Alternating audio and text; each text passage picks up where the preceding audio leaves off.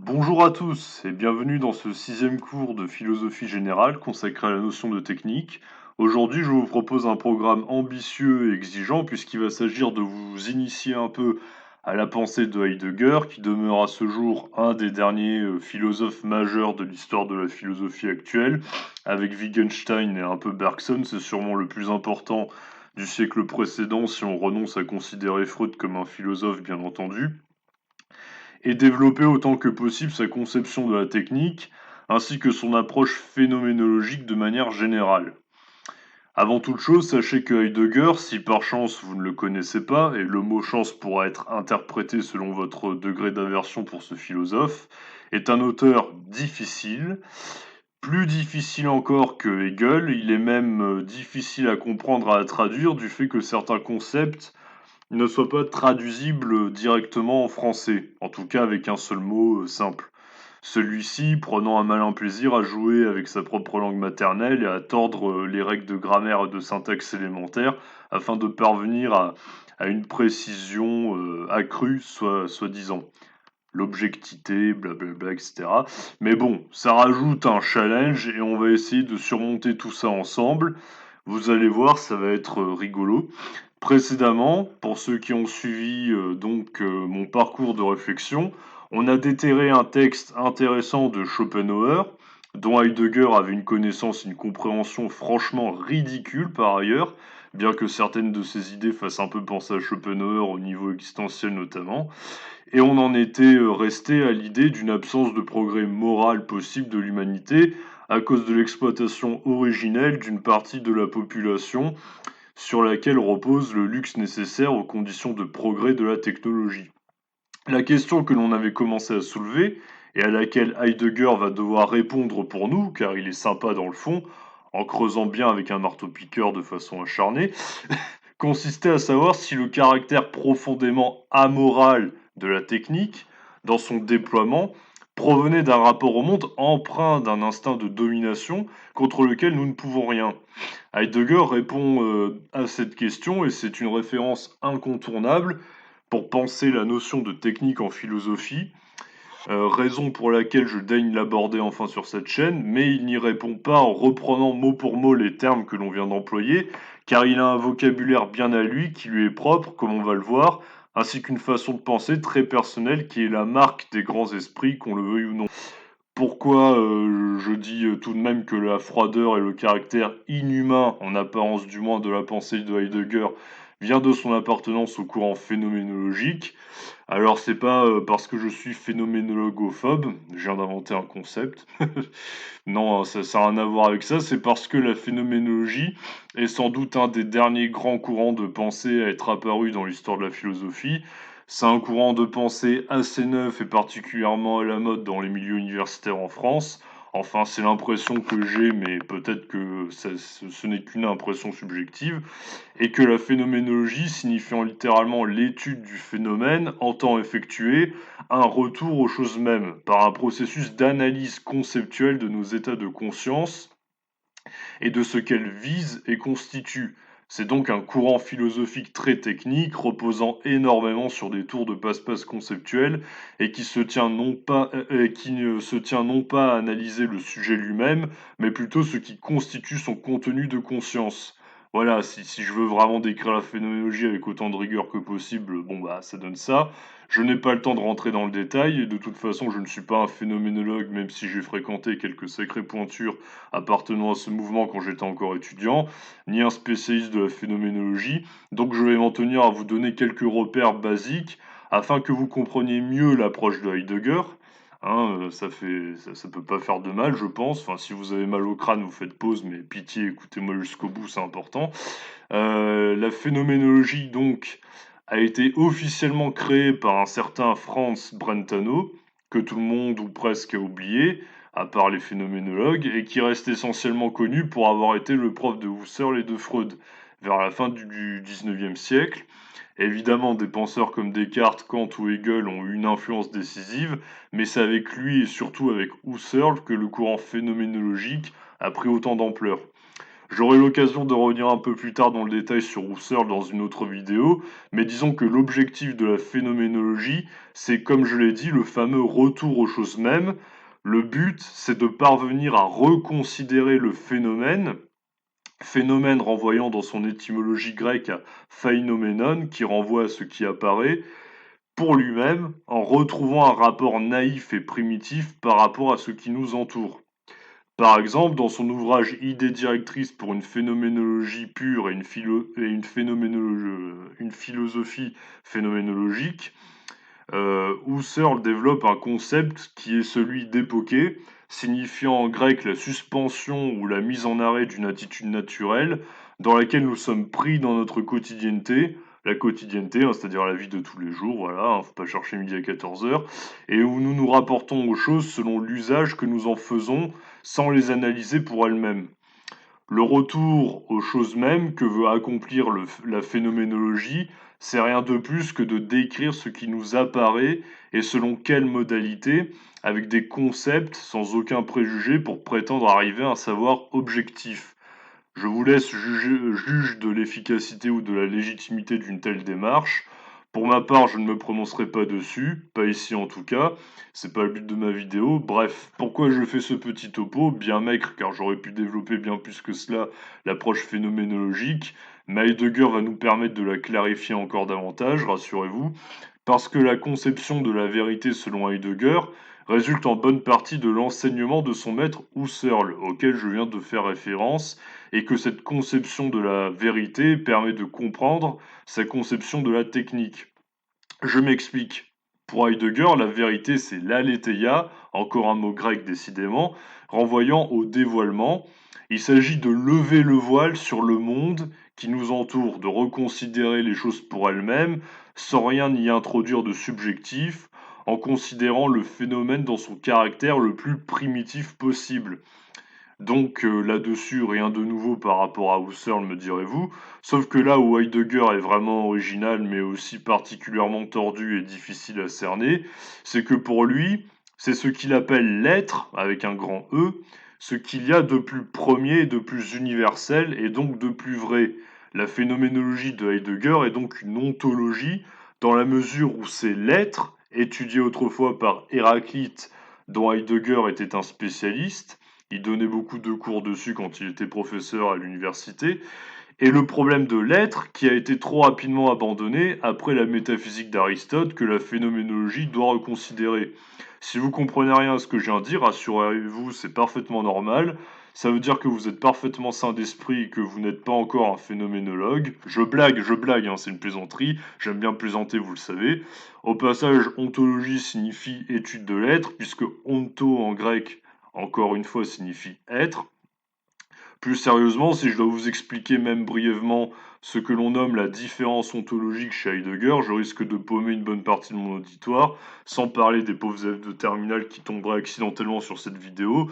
Déjà qu'en temps normal, c'est assez ardu ce que j'y explique, donc je vais utiliser des mots aussi simples que possible pour vous résumer l'idée principale de Heidegger, à partir de laquelle on peut considérer la technique dans son essence même. Après, ça va enfin devenir intéressant, rassurez-vous. Disons que pour Heidegger, il y a l'être, qui pour moi n'est qu'un verbe correspondant à tout et à rien à la fois, mais pour lui, c'est l'essence même de toute chose, ce qu'il y a de plus général, ou plutôt de plus universel possible, et qui échappe à toute détermination singulière. Et l'étang, non, non, n'arrêtez pas cette vidéo, je vous jure que ça va devenir beaucoup plus clair ensuite. Au passage, j'explique un peu malgré moi la différence ontologique pour plus de clarté par la suite.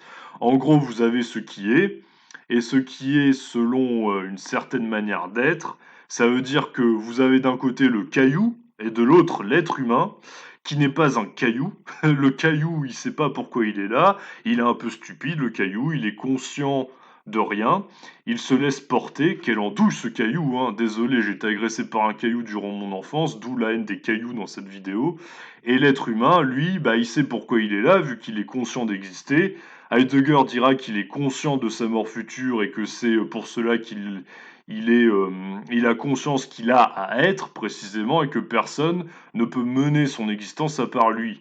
Cette idée de Heidegger est très profonde et intéressante, mais je l'approfondirai dans une autre vidéo. Là, je vous donne juste des bases pour comprendre ce qui va venir ensuite.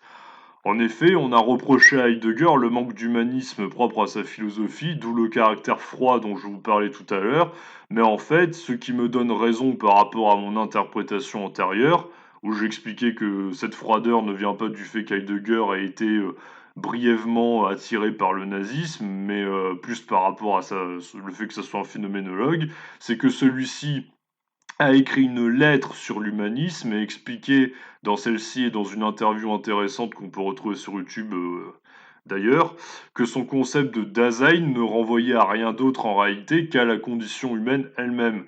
C'est quoi le Dasein, me direz-vous? Rien à voir avec certaines pâtes délicieuses à une ou deux lettres près. C'est un mot allemand qui est intraduisible en français et que si on le traduit, ça donne littéralement l'être là ou encore l'être présent. Parfois, il arrive que l'on comprenne le Dasein comme l'être au monde, plus précisément. Bon, mais c'est très abstrait, ça signifie quoi tout ça, nom d'un chien? Bah, ça signifie qu'une fois que vous êtes là, hein, pour le dire très simplement, bah vous êtes là et il faut bien vous débrouiller, interagir avec différents outils qui vous entourent pour mener à bien votre existence. Cet imbécile de caillou qui lui en revanche n'est pas conscient du fait qu'il disparaîtra un beau jour peut se laisser conduire par l'inertie, mais pas moi. Je suis pas un caillou, d'accord? C'est pour ça que je vais l'utiliser pour briser une noix de coco et me nourrir par la suite conformément à mon projet de nutrition. Je recours ainsi à une technique. Oui, je sais, vous vous dites, waouh, quelle transition de fou vers le sujet de sa vidéo. Il est quand même censé nous parler de technique et depuis tout à l'heure, il nous parle d'être, d'ontologie, il tourne autour du pot. Bah, c'est pas trop tôt, hein. Euh, Qu'est-ce qui nous embête, ce chenapan? Eh bien, bon, bah voilà, j'y viens, la technique, mais il fallait tout d'abord que je vous explique tout ça, parce que sinon, vous allez pas retenir grand-chose de profond ou d'intéressant chez Heidegger. Bon, même si tout ça, c'est vraiment des prérequis pour, on va dire, des préambules pour rentrer un peu dans sa philosophie. Le plus intéressant en réalité, c'est ce qu'il en fait, hein, c'est pas tous ces présupposés complètement abstraits et bizarres sur l'être. Enfin, moi, j'ai toujours trouvé ça complètement fumeux, bon, c'est mon avis. Bref, le concept de Dasein, on le retrouve présenté dans Être et Temps, qui est l'œuvre majeure de Heidegger. Retenez seulement que pour lui, le Dasein, c'est vous et moi. Inutile de chercher midi à 14 heures, il faut bien appeler un chat un chat à un moment donné. Vous et moi qui essayons tant bien que mal d'accomplir nos projets et notre existence, car nous savons que nous ne sommes pas éternels, puisque nous sommes conscients du fait que nous allons mourir un jour, et ça nous angoisse. Raison pour laquelle, justement, j'en passe par cette théorie avant de parler de la technique chez Heidegger, parce que sa conception de la technique relative à ce qu'il nomme l'art raisonnement prend tout son sens si on rappelle ce point au préalable, il me semble. En effet, cette conception de la technique, d'un point de vue moderne, se trouve dans un grand texte de Heidegger, extrait de l'ouvrage Essais et conférences, et de l'article nommé La question de la technique. Ce qu'il y a d'intéressant dans l'approche de Heidegger par rapport à la dimension spirituelle de la technique, que l'on avait creusé essentiellement avec Bergson jusqu'à présent, c'est qu'il n'y a rien à voir avec la morale, mais que cela reste un effort de type métaphysique pour Heidegger. Pour lui, la technique accomplit l'effort métaphysique de la pensée humaine, car elle consiste initialement à révéler ce qui apparaît à l'homme de manière primordiale. En effet, là où Heidegger est vraiment intéressant, pour ne pas dire génial, c'est qu'il conçoit la technique non pas comme ensemble des moyens par lesquels nous produisons quelque chose, comme un ensemble d'outils, ou comme savoir-faire, mais comme ayant une essence métaphysique. Métaphysique dans le sens où la technique nous fait appréhender ce qui est de façon primordiale par rapport à l'être. La métaphysique chez Heidegger, c'est une ontologie, je le rappelle, ça n'est pas simplement ce qui est au-delà de la nature ou de la physique, ce qui est essentiel et universel à tout ce qui est. Ce qui caractérise ce qui nous entoure, c'est le fait que ça soit, vous voyez? Le fait que ça soit, très précisément, le fait que les choses soient. d'où le fait qu'il soit autant attaché à ce qu'il appelle l'être. Bon, bref, mais voilà, désolé, je peux pas être plus clair, hein, c'est Heidegger, mais à la limite, ça, on s'en fout, c'est pas très important. Ce qui est important, c'est ce qui vient ensuite. La technique est avant tout un rapport au monde, une manière de nous rapporter à ce qui est sous l'angle de l'usage, qui traduit notre manière d'être spécifique en tant que Dasein, c'est-à-dire en tant qu'être préoccupé par le souci de soi et de mener à bien son existence. Par exemple, j'ai peur de ne pas avoir le temps de faire tout ce que j'ai à faire dans la journée, donc je ne vais pas contempler bêtement ma montre en me disant oh là là, comme elle est belle. Mais je vais y voir directement un outil me servant à montrer l'heure. Un pour montrer l'heure, si on reprend une terminologie semblable à celle de Heidegger. De même, quand je rentre directement dans une pièce, je vais pas voir une chaise et un bureau, mais un pour m'asseoir et un pour poser mes affaires et travailler. Le bureau, quoi. C'est donc vous voyez, voilà à quoi ça sert la phénoménologie, ça sert, d'où le retour aux choses mêmes dont je vous parlais juste avant, ça sert à nous dévoiler, la manière dont les choses nous apparaissent de façon primordiale et avec, la phénoménologie de Heidegger, bah, on en arrive à se rendre compte que, bah, on se rapporte toujours de façon première aux choses sous l'angle de l'utilité. Voilà, là je peux pas faire plus simple, hein, j'imagine que je suis déjà très clair, il me semble. Donc c'est d'ailleurs ce que je suis en train d'expliquer est très compliqué, mais je pense que là, je peux difficilement utiliser des mots plus clairs pour le dire, hein. Posez-moi des questions si jamais il y a des points qui vous paraissent pas clairs, mais là je fais vraiment mon maximum déjà. Donc c'est d'ailleurs pour cela que pour Heidegger, on ne peut pas parler en toute rigueur de neutralité de la technique. Comme la dernière fois, j'en profite pour traiter un sujet connexe qui peut tomber car je ne peux pas traiter tous les sujets du monde en un nombre restreint de vidéos. Car l'usage que l'on va faire de la chose nous est révélé d'emblée en fonction de notre projet, de ce que nous projetons. Par exemple, ça n'aurait pas de sens de dire qu'il y a un bon usage et un mauvais usage du ciseau, que l'usage moral et souhaitable consiste à découper du papier avec, et que le mauvais usage immoral consiste à l'utiliser pour planter quelqu'un avec la pointe du ciseau. Si le ciseau est révélé en tant qu'étant, étant, c'est-à-dire en tant qu'être déterminé et existant à travers l'usage que nous projetons sur lui, comme un pour découper, il va de soi qu'en fonction du projet qui caractérisera la façon dont le ciseau apparaît à l'individu qui le perçoit, il pourra aussi bien servir à attaquer quelqu'un du fait que sa forme le permette. Il n'y a donc pas de neutralité de la technique pour Heidegger, puisque l'usage que l'on peut faire ou non d'un objet est compris dans la façon dont celui-ci nous apparaît naturellement et immédiatement. Pour le dire autrement, la chose ne dépend pas de l'usage que je décide d'en faire, c'est cet usage et mon projet qui décident originellement de ce à quoi pourra servir la chose en question. Il y a un rapport au monde qui fait que si le ciseau peut servir à découper de par sa constitution, bah, il pourra servir aussi bien à commettre un meurtre. Bon voilà, donc il n'y a pas de neutralité de la technique à proprement parler. Les objets qui nous entourent dépendent donc de façon première de mon rapport au monde entièrement dominé par la recherche de l'utilité. Et c'est cette utilité qui va déterminer la façon dont la chose m'apparaît. Par exemple, un gros rocher ne m'apparaîtra pas spontanément comme un gros rocher si je suis fatigué, et si je décide de le voir avant tout comme un support pour me reposer un peu, un pour m'asseoir en somme. Pourquoi justement, pour Heidegger, la technique dans son essence revient à révéler plutôt qu'à produire? C'est ça l'originalité de la thèse de Heidegger. Parce que pour produire quelque chose, je dois interagir avec un objet selon certaines règles et selon un certain but. Par exemple, produire une vidéo sur YouTube, mais ce qui est premier dans la production d'une vidéo, ce n'est pas son écriture ou mon effort de réflexion sur Heidegger que je vous livre à présent, c'est le fait qu'initialement cet ordinateur, mes prises de notes sur des textes de Heidegger, m'ait été révélé comme apte à produire une vidéo sur Heidegger. Pour le dire autrement, et c'est ça qui est, je trouve, virtuose avec Heidegger, que l'on adhère ou non à la phénoménologie, c'est qu'il montre qu'en fait, ce qui est premier ontologiquement et chronologiquement, c'est ça qui est essentiel, là, c'est le fait que la technique ne consiste pas à produire, elle consiste à révéler les choses qui nous entourent selon l'usage que l'on peut en faire. La production, elle dérive de cette révélation-là. C'est secondaire, vous voyez, pour Heidegger, c'est pas ça qui est important. Pour lui, c'est idiot de dire que la technique, ça sert à produire. Non, la technique, c'est vraiment un rapport au monde qui nous fait nous révéler les choses sous leur dimension utilitaire. La production, ça, elle en résulte de façon logique, si vous voulez. Mais du point de vue de l'être, de ce qui est, bah, les choses, comment elles nous apparaissent sous l'angle de l'utilité. C'est ça qui est premier pour Heidegger. Et c'est ça vraiment l'essence de la technique, vous voyez. Donc,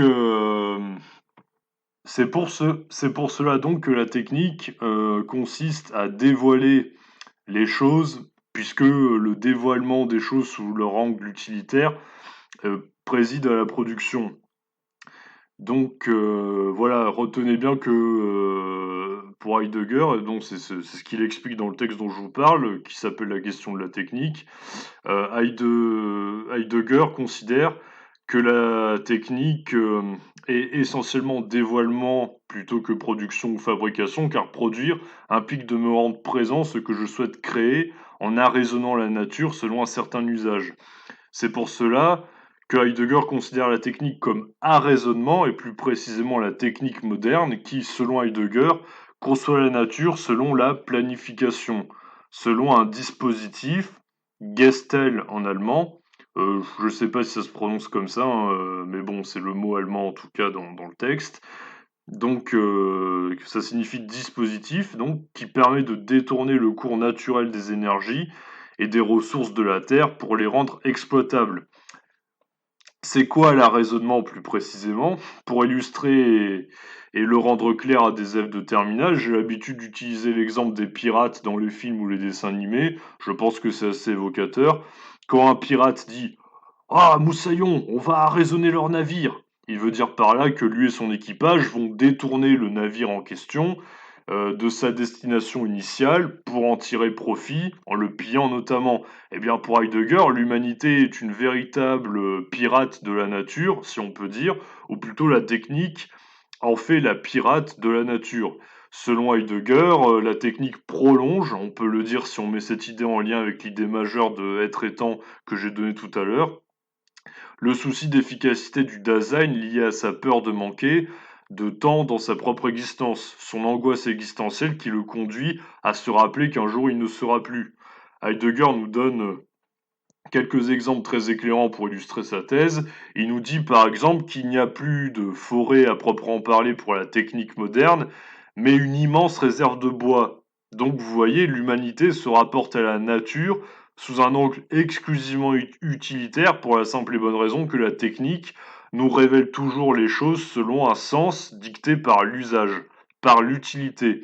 De la même manière, l'absence de neutralité de la technique dont je parlais précédemment est encore plus frappante si on considère la nature à partir de ce que nous dit Heidegger, puisqu'elle n'est plus du tout une totalité divine qui inclut l'homme en tant qu'être naturel, mais simplement un immense réservoir d'énergie dans lequel l'homme en vient à se servir selon son rapport premier à la nature. Premier, car selon Heidegger, l'humanité a le souci de vivre toujours plus intensément et toujours plus efficacement à mesure que le lui permet la technique moderne. Comme ça, elle a l'impression de donner plus de sens à son existence à mesure qu'elle accomplit davantage de choses au cours de cette existence. Donc vous voyez, ça c'est profond et c'est d'actualité quand même, car avec Heidegger, on a une vraie réponse profonde aux problèmes d'ordre éthique et écologique actuels. Pourquoi l'humanité ne cesse de foutre en l'air sa propre planète et de saccager la nature? Parce que la technique, dans son essence, et plus encore dans notre époque moderne, exige la planification et l'exploitation des ressources naturelles, et ce sans réserve, puisque cette exploitation, toujours plus massive, permise par la modernité, avec l'intervention des broyeurs d'arbres qui permettent une déforestation rapide et massive par exemple, répond aux besoins profonds qu'a naturellement l'humanité d'accomplir un maximum de choses pour se sentir exister pendant le peu de temps qu'elle sait qu'elle a à disposition pour vivre justement. Par contre, il faut faire attention car beaucoup de contresens sont commis au sujet de Heidegger et de sa pensée, certains allant dire qu'il serait écolo ou technophobe. C'est moi qui montre que l'on peut l'utiliser pour nourrir des réflexions au niveau écologique, mais en réalité Heidegger ne se prononce pas là-dessus en particulier, parce que ce qui l'intéresse, c'est le problème de l'être et rien d'autre. Dans la suite du texte dont je vous parle, Heidegger dit plus précisément quels sont les dangers de la technique moderne selon lui, et contrairement à ce que l'on aurait pu croire, ce n'est pas tellement quelque chose qui est d'ordre écologique, c'est beaucoup plus individuel que cela. Il nous dit précisément que c'est l'oubli de l'être lié à notre époque moderne, et ça encore c'est sacrément d'actualité. En gros, par oubli de l'être, il faut comprendre qu'en voulant tout planifier à l'avance par la technologie et par son émergence en vue d'une exploitation aussi efficace et accélérée que possible de ce qui nous entoure, le dévoilement du monde comme stock de ressources qui caractérise la technique va alors de pair avec ce que Heidegger nomme un dévalement, comme le fait d'être pris dans ses habitudes quotidiennes régies par la technique au lieu d'utiliser celle-ci pour s'accomplir en tant qu'individu autonome et singulier qui sait qu'il a à être. Pour le dire autrement, cela signifie que la technique nous simplifie tellement la vie que l'humanité en vient à trop se reposer sur elle et à perdre de vue la dimension spirituelle, métaphysique, même si on en croit Heidegger, qui demeure à sa source. La technique pourrait bien, à cause de son progrès toujours plus accéléré lié à la modernité, ne plus être une façon dont l'homme réalise de façon originelle sa manière d'être authentique, mais donner lieu à une perte de sens totale de notre existence via la démission de l'homme face à la technique qui prend le dessus sur lui. Il y a donc un risque que l'humanité en vienne à ne plus avoir aucun recul avec la technologie et à se confondre avec elle au point de généraliser le rapport utilitaire propre à celle-ci à toute chose, y compris notre prochain. En effet, pour Heidegger, le problème est l'oubli de l'être, c'est-à-dire l'oubli du souci de sa propre authenticité, du fait que l'on oublie que l'on a à être soi-même et à utiliser la technique pour s'accomplir plutôt que de se laisser guider complètement par elle. Mais on pourrait l'illustrer avec bien des choses qui sont d'actualité. Avec l'explosion d'internet et des réseaux sociaux notamment, vous avez énormément de jeunes qui oublient qu'ils ont le souci de l'être véritable, par exemple. Ils oublient qu'ils ont à chercher leur façon d'être authentique au monde et vivent à travers le regard des autres en termes de likes, etc. De toute façon, les réseaux sociaux sont parfois une vraie plaie en ce qui concerne le narcissisme. Bien entendu, Heidegger ne parle pas du trafic d'organes ou de problèmes d'ordre éthiques, en tout cas qui sont d'ordre moraux, d'où en partie son caractère controversé lié à ses réflexions abstraites et parfois énigmatiques. Du coup, on a vite fait de lui faire dire ce qu'il n'a pas dit. Mais si on prend sa réflexion au sérieux, si la technique moderne donne lieu à une décadence relative à un rapport au monde totalement généralisé par le stockage et l'exploitation, alors qu'est-ce qui empêche de penser l'autre comme un pour quelque chose, justement? Un pour quelque chose plutôt qu'un égal, vous voyez? Un réservoir d'organes ou même un pour satisfaire, ses pulsions sexuelles momentanément, ce à quoi, servent certains sites de rencontres modernes, donnant souvent lieu à des relations superficielles accélérées et dérisoires, en particulier chez les jeunes. Hein, je veux dire maintenant, même les relations humaines deviennent des produits, bon voilà, utilitaires et marchands, il en faut toujours plus rapidement, bref, c'est ignoble. Donc voilà, la réflexion de Heidegger sur la technique moderne est puissante et laisse en suspens de nombreux problèmes éthiques, qui ne pense pas mais permet de penser, ce qui est la marque, qu'on le veuille ou non, d'un grand penseur ou tout du moins d'un vrai philosophe. On peut donc se demander si l'exploitation de la nature et potentiellement de notre prochain, qui provient d'un rapport au monde originellement sous l'angle de la finitude existentielle et de l'angoisse qui en résulte, est inéluctable, et si l'homme a donc effectivement démissionné face à la technique. Existe-t-il une nouvelle éthique permettant de reconsidérer la technique dans toute son ampleur liée à son caractère dangereux, aussi bien pour l'humanité que son environnement? C'est ce que nous examinerons la prochaine fois dans une nouvelle vidéo beaucoup plus courte prochainement, avec un auteur moderne et très actuel. En attendant, merci de m'avoir écouté jusqu'au bout. C'était long, mais j'avais beaucoup de choses à dire. Abonnez-vous si ce n'est pas déjà fait, et à la prochaine fois.